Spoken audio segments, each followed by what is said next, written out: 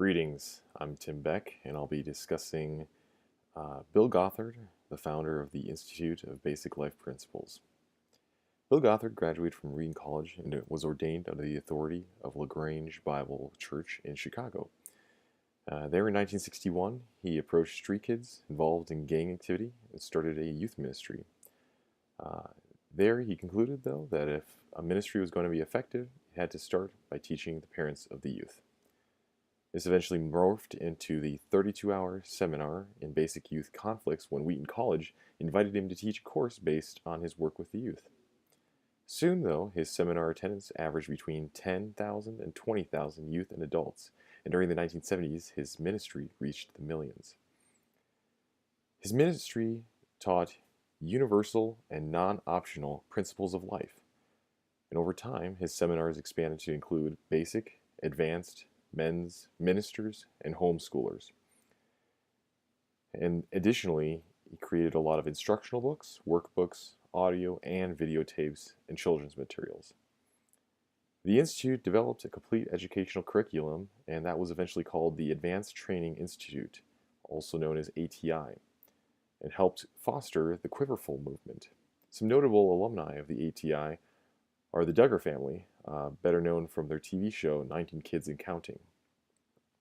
Additionally, graduates of ATI could get advanced training in business, counseling, law, medicine, education, midwifery, and cosmetology.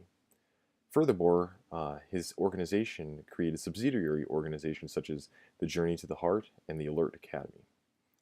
Gothard's organization was designed to teach young people true godly principles. A main idea of his organization is the umbrella of authority. And really, what it is a chain of a command. The father of a family is supposed to issue commands, and the mother is supposed to create laws based on those commands.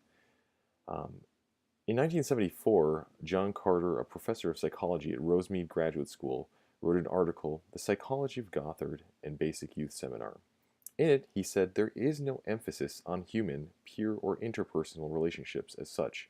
The whole of what might be called the horizontal aspect of human or Christian experience is eclipsed by the authority, or chain of command, emphasis, or is simply omitted. When Gothard does describe interpersonal relationships such as enemies, family, dating, or friendship, they are discussed from the viewpoint of God's design or purpose of them or their position in the chain of command. Perhaps the best example of this is focused on the husband-wife relationship. In it, he says, "The wife is always described as under her husband or over the children. Her relationship to her husband as a peer, co-parent, and helpmate is simply not discussed.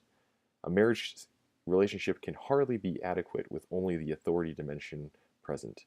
In addition, Gothard seems to stress and direct most of his attention to the bottom of the chain, i.e. to the wife and not the husband, to the adolescent and not the parents, and to the employee and not the employer. In fact, the seminar there is nothing said about the correct attitude and behavior of those higher in the chain of command.